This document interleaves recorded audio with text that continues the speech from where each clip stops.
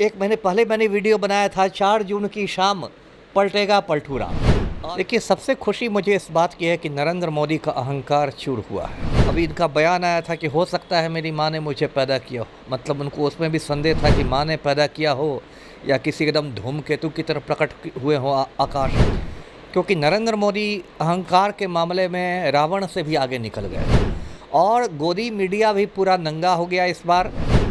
हम लोग बचपन में दादी नानी से किस्से सुनते थे कि रावण को बहुत अहंकार था। बात मैं कहता हूँ, और सच में मुख्यमंत्री भोजन कर रहे हैं तो शिष्टाचार के मुताबिक तो उनको कहना चाहिए कि आप भी आइए भाई, आप भी मेरे साथ खाइए खाना। नमस्कार, मैं प्रेम, आप देख रहे हैं एमके न्यूज़ इंडिया। 2024 लोकसभा का जो परिणाम वो आ गया और जो कहा जा रहा था एनडीए की तरफ से कि 400 पार, वो 300 का भी आंकड़ा छू नहीं पाया। और महागठबंधन की तरफ से जो रखा गया था लक्ष्य 295, वो भी आंकड़ा नहीं रहा। अभी इसी मुद्दे पर हमारे साथ बात करने के लिए हैं पूर्व आईपीएस अमिताभ दास सर। सर, सबका जो है कथनी और करनी दिख गया कितना रहा। देखिए, सबसे खुशी मुझे इस बात की है कि नरेंद्र मोदी का अहंकार चूर हुआ है। क्योंकि नरेंद्र मोदी अहंकार के मामले में रावण से भी आगे निकल गए थे। हम लोग बचपन में दादी नानी से किस्से सुनते थे कि रावण को बहुत अहंकार था, लेकिन नरेंद्र मोदी के सामने रावण का अहंकार भी फीका पड़ गया। ये तो मतलब खुद को एकदम अवतारी पुरुष समझने लगे थे। अभी इनका बयान आया था कि हो सकता है मेरी माँ ने मुझे पैदा किया हो, मतलब उनको उसमें भी संदेह था कि माँ ने पैदा किया हो या किसी एकदम धूमकेतु की तरह प्रकट हुए हो आकाश में। और इनके चमचे भी इनका ऐसा ही भौकाल बनाने लगे थे। गोदी मीडिया में जो दलाल टीवी चैनल्स हैं उनको आप देखिए तो कहेंगे कि अरे मोदी का तो ऐसे है, पुतिन को फ़ोन करते हैं तो यूक्रेन का युद्ध रुक सकता है, ऐसा भौकाल है। और जापान में डंका बज रहा है जी असली इनकी ये हाल है कि अयोध्या में भाजपा हार गई। जी पिछली बार से भाजपा को इस बार 62 सीटों का नुकसान हुआ है। जी पिछली बार अकेले भाजपा ने 303 सीटें जीती थी और इस बार आप 41 पर सिमट गए हैं, 241 पर सिमट गए हैं। अकेले आपको 62 का नुकसान हुआ है। अपने दम पर भाजपा, मतलब जो सामान्य बहुमत जो होता है 2 तिहाई 3 चौथाई को तो छोड़ ही दीजिए, जो सामान्य बहुमत होता है 272, वो 272 का जादुई आंकड़ा नहीं पार कर सके। वो भी सब बड़े बड़े जो गद्दावर नेता के तौर पे देखे जाते हैं, केंद्र में मंत्री रह चुके हैं और थे भी। तब स्मृति ईरानी हारी हैं, जो मोदी जी की इतनी करीबी थी। स्मृति ईरानी राहुल गांधी के पीए से हार गई, किशोरी लाल शर्मा से हार गई। कल तो कई बार ऐसा भी समय आया कि मोदी जी खुद पीछे चल रहे थे वाराणसी में। कई बार ऐसी भी खबर आई कि मोदी जी पीछे, है ना। अजय राय ने उनको पानी पिला दिया वाराणसी में। और गोदी मीडिया भी पूरा नंगा हो गया इस बार। कल तो मैं देखा है, कोई प्रदीप गुप्ता है भाई साहब, एक्सिस इंडिया वाले, वो बाकायदा आज तक के स्टूडियो में बैठ के रो रहे थे, बाकायदा रुमाल से आंखें पोंछ रहे थे, उनको बाकी एंकर चुप करा रहे थे। अब प्रदीप गुप्ता ने भाजपा को 401 सीटें दे दी थी। तो ये तो गोदी मीडिया के जितने दलाल चैनल्स थे जिन्होंने ये फर्जी एग्जिट पोल दिखाया था 401, 402, 350, पौने 400, वो सब बिल्कुल मतलब बेनकाब हो गए हैं। तो और अब जो राजनीति है वो एक बहुत मतलब देखिए दिलचस्प मोड़ में पहुंच गई है। अभी भी हम नहीं कह सकते आज की तारीख में कि मोदी जी का प्रधानमंत्री बनना तय है। जी, जिस तरह से रुझाने जब आ रही थी, काउंटिंग चालू थी, उस समय जब एक एक करके परिणाम जब क्लियर हो रहे थे तो उस समय पता चल गया था, लग रहा था कि जो है बीजेपी कहीं ना कहीं फंसने वाली है। इसी को लेकर के जो बिहार के जो प्रदेश अध्यक्ष जो है सम्राट चौधरी, वो नीतीश कुमार से बात करने के लिए पहुंचते हैं, वो मुलाकात नहीं कर। लेकिन यहाँ पे मीडिया के सामने वो क्या कह दिया कि लंच का समय, ऐसा तो नहीं होता है। अरे राजनीति में लंच का समय था तो आपका डिप्टी सीएम ही ना है, उसको भी लंच पर बुला लेते। मान लीजिए आप मेरे घर पर आए और मैं लंच कर रहा हूं तो मैं कहूंगा कि प्रेम आप भी शामिल हो जाइए लंच में। तो यदि मुख्यमंत्री गए और उप मुख्यमंत्री गया, एक बात मैं कहता हूं, और सच में मुख्यमंत्री भोजन कर रहे हैं तो शिष्टाचार के मुताबिक तो उनको कहना चाहिए कि आप भी आइए भाई, आप भी मेरे साथ खाइए खाना। तो ये तो मतलब हजम होने वाली नहीं है। और अभी लेटेस्ट खबर मैं दर्शकों को बताऊं कि चाचा भतीजा दोनों जो हैं, यानी कि पलटू बाबू और तेजस्वी, दोनों एक ही फ्लाइट से दिल्ली गए हैं। ये भी बहुत मतलब दिमाग ठनकाने वाली बात है। इसको आप ये नहीं कह सकते कि महज इत्तेफाक है, क्योंकि ये बात भी कल से ही आने लगी है कि शरद पवार ने नीतीश कुमार से फ़ोन पर बात की है और उनको उप प्रधानमंत्री का पद ऑफर किया गया है। एक थियरी ये भी चल रही है चुनावी विश्लेषकों का, राजनीतिक विश्लेषकों का, हाँ पोर्टफोलियो तो खैर अब तो कोई भारी भरकम ही मिलेगा।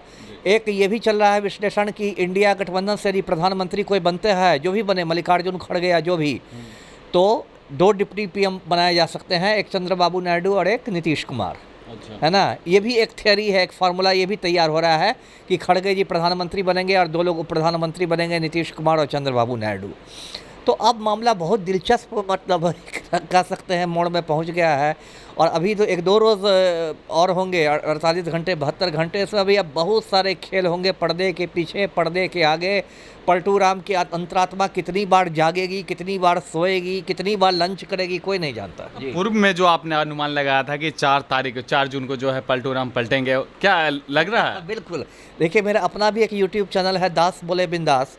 उससे मैंने लगभग 1 महीने पहले वीडियो सॉरी 1 महीने पहले मैंने वीडियो बनाया था, 4 जून की शाम पलटेगा पलटू राम। जी। और 4 जून की शाम तक ऐसी मतलब आशंकाएं आने लगी कि अब फिर पलटी मारेंगे। तो अब क्या है देखिए, अब तो मैं क्या कहूँ, अब तो कहने के लिए शब्द नहीं है। पलटू राम ने खुद को ऐसा मतलब निर्लज्ज बना लिया है, मैं क्या कहूँ जी। लेकिन साथ में जब शाम के समय में जब पीएम नरेंद्र मोदी जब सभी को संबोधित कर रहे थे तो कह रहे थे कि जितना हमने वो सिर्फ लक्ष्य रखा था कि जो हम लोग को जो हौसले बड़े होने चाहिए तभी जो है मुकाम मिलते हैं। देखिए तो झेप मिटाने वाली बात है ना। मोदी जी किसको मूर्ख समझ रहे हैं? ये तो झेप मिटाने वाली बात है। आप तो 400 पार कर रहे थे। कितने राम भक्त हिंदू राष्ट्र का सपना देखने लगे थे। आप सोशल मीडिया पर पोस्ट सबको देखते। मैं दर्शकों को बता दूं, अगले साल यानी 2025 को आरएसएस के 100 साल पूरे हो रहे हैं, है ना। और बहुत सारे राम भक्त सोशल मीडिया पर लिखते थे, फेसबुक सब पर, कि एकदम अगले साल आरएसएस का शताब्दी वर्ष होगा और उस पर मतलब ये तोहफा देंगे मोदी कि भारत को हिंदू राष्ट्र घोषित कर देंगे। और क्या क्या बातें होती थी। तो अब तो मोदी जी झेप मिटा रहे हैं कि हमने ये रखा था, वो रखा था, है ना। क्योंकि सारा इनका हो गया, मतलब पूरा इन्होंने जो प्रचार किया वो प्रचार प्रधानमंत्री की गरिमा के अनुरूप नहीं था।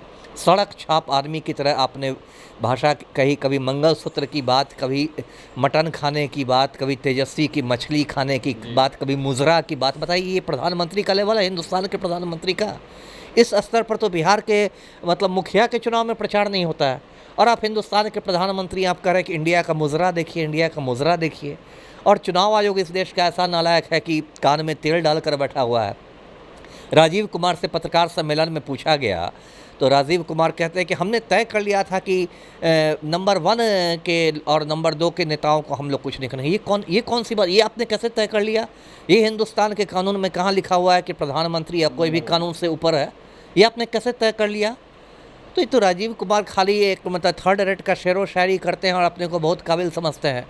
तो पूरे देखिए नरेंद्र मोदी ने सारा खेल खेल दिया, ईसाइयों के खिलाफ जहर फैलाया कि संडे को जो ऑफिस बंद होता है, इतवार तो ईसाइयों का दिन है, तो मुसलमानों पर हमले किए कि ज़्यादा बच्चे पैदा करने वाले हिस्सा ले जाएंगे, तो घुसपैठी हैं ये। तो कभी कहा कि कांग्रेस आपकी भैंस खोल के ले जाएगी। बताइए देश के प्रधानमंत्री का भाषण है, कांग्रेस भैंस खोल के ले जाएगी, है ना। कभी कहा कि कांग्रेस की बुरी नज़र आपके मंगलसूत्र पर है, कभी तेजस्वी के मछली खाने को, मतलब अनाप शनाप जिसको कहते हैं ना, अनाप पे भी कर दिए, है ना। कहते हैं कि गांधी जी को फिल्म बनाने के पहले कोई जानता ही नहीं था। मतलब जो होता है ना कि एक प्रधानमंत्री की गरिमा को इन्होंने मिट्टी में मिला दिया। और जो एक सड़क छाप नेता सब जो घूमते फिरते हैं लंबा कुर्ता सिलवा के, वही काम आप कर रहे हैं। तो अच्छा झटका तो इनको प्रेम से लगा है जी। जी। एक चीज़ और, इस जो जितने भी सीटें महागठबंधन की तरफ जो भी आई हैं, जो कई सीटें ऐसे हैं जहाँ पे जो है बीजेपी पहले से 2 दशक या 1 दशक से पहले से जमाए हुए हैं। वही जो पारंपरिक लगता है सीट था, जिस तरह से जमा करके वो चल रहे थे और लग रहा था कि फिर इस बार हम जीत जाएंगे, लेकिन उनको वोट की चोट से दिख गया। बक्सर ले लीजिए, बिहार में बक्सर, एक मैं उदाहरण देता हूँ। बक्सर है, पाटलिपुत्रा, औरंगाबाद है, जहानाबाद है, वही ना। अब देखिए बक्सर में लालमुनि चौबे, उसका अश्विनी चौबे, मतलब लग रहा था कि एकदम ही भाजपा की पॉकेट की सीट है। और वहाँ की सीट सुधाकर सिंह ने, राजद ने जीत ली। आपने पाटलिपुत्र के बारे में कही, राम कृपाल यादव, वो इतना सीनियर नेता, वो अपनी भतीजी से हार के घर पर बैठ गए, है ना। तो ऐसी सीटें आपके हाथ से निकली है। मतलब क्या ये मजाक हो रहा है? और देखिए नैतिकता का तो ये तकाजा था कि मोदी जी को राष्ट्र को संबोधित करना चाहिए था और कहना चाहिए था कि भाजपा अपने दम पर बहुमत नहीं ला सकी है, इसलिए नैतिकता के आधार पर मैं इस्तीफ़ा देता हूँ, है ना। लेकिन ये तो कुर्सी प्रेमी है, जब तक इनको हटाया जाएगा खींच काट के, तब तक नहीं हटेंगे। अग्निवीरों को तो 22 साल की उम्र में रिटायर कर देते हैं, लेकिन अपने तो 75 साल की उम्र में भी देश सेवा का जज्बा है। तो क्या किया जाए? बीच में जो अब बातें आ रही हैं लोगों के बीच में कि जो महागठबंधन के जितने भी सीट भी आए हैं वो अग्निवीर, बेरोजगारी और महंगाई और जो समाज के बीच में जो जाति और धर्म का जो फैलावा हुआ था ना, उसका भी तोड़ पड़ा है। बिल्कुल है ही। देखिए, मैं पहले भी कई इंटरव्यू में मैंने कहा था कि इस बार के चुनाव में बेरोज़गार लोग मिलकर प्रधानमंत्री को बेरोज़गार बना देंगे, क्योंकि मैं देख रहा था कि इस देश के युवाओं में कितना गुस्सा है और कितना फ्रस्ट्रेशन है। आप अग्निवीर को ही देखिए, युवाओं के साथ मजाक है ना। 18 साल की उम्र में बंदा बहाल होगा और 22 साल की उम्र में रिटायर कर जाएगा और कोई पेंशन नहीं मिलेगा, उसका वो पकौड़े तलेगा। और जो प्रधानमंत्री कहते थे कि हमारी सरकार हर साल 2 करोड़ लोगों को नौकरियां देगी, वो प्रधानमंत्री कहने लगे कि पकौड़े तलना भी रोज़गार है। ये कौन सा मजाक है? मतलब मेडिकल की पढ़ाई करके 10 साल हम पकौड़े तलें, इंजीनियरिंग की पढ़ाई करके हम पकौड़े तलें, यही काम रह गया है। अंगूठा छाप जाके कुर्सी पे बैठे। हाँ, अंगूठा छाप और चौथी पे और चाय बेचने वाला जाहिल आदमी प्रधानमंत्री बना रहे। तो इस देश के, और ये लोग भूल गए कि जो बेरोज़गार होता है वो मतदाता भी होता है। 18 साल की उम्र में आदमी वोटर बनता है ना। तो जिसको आप बेरोज़गार समझ के लाठी से पिटवा रहे थे, देखिए कितनी बार युवाओं का आंदोलन हुआ। आरआरबी एनटीपीसी पर भी युवाओं का आंदोलन हुआ था ना, रेलवे वाले पर। पेपर लीक पर युवाओं का आंदोलन हुआ, अग्निवीर पर आंदोलन हुआ। तब तो आप पर सत्ता का नशा था, आपने सब लाठी से पिटवा के, लाठी चार्ज करवा के भगा लिया। तो युवाओं ने आपको बता दिया। हरियाणा में इनकी यही हालत हुई है। जब हरियाणा का किसान दिल्ली पहुंच रहा था, तब तो आपने सड़क पर कील गड़वा दी थी। बताइए, देश का अन्नदाता है। अरे कोई वो दुश्मन की सुना रही है? देश का अन्नदाता है जो आपको अन्न खिलाता है, वो अपनी मांग के लिए शांतिपूर्ण आ रहा है देश की राजधानी में ही, आप कील गड़वा दीजिएगा, बैरिकेडिंग लगवा दीजिएगा। आज हरियाणा में क्या भाजपा की हालत हो गई है। तो देखिए, ये सब इनके मतलब जो कहते हैं ना, पाप का घड़ा जब भरता है ना तो फूटता है। उसके बाद ना गोदी मीडिया आपको बचा पाएगा। देखिए, इन्होंने सत्ता के नशा में 2 मुख्यमंत्रियों को जेल में डाल दिया। झारखंड के हेमंत सोरेन को जेल में डाल दिया, दिल्ली के केजरीवाल को जेल में डाल दिया, और इसके अलावा इतने सारे और लोगों को जेल में डाला या धमकी दी। यहाँ तेजस्वी को धमकी देके गए मोदी कि जेल में डाल देंगे। केजरीवाल का एक जाते जाते एक बयान आया था कि जो कह रहे थे कि इस बार जो है हम अच्छे मार्जिन से जीतेंगे, अच्छे सीट लाएंगे, और कहीं ना कहीं उनका जो बात था सच हुआ।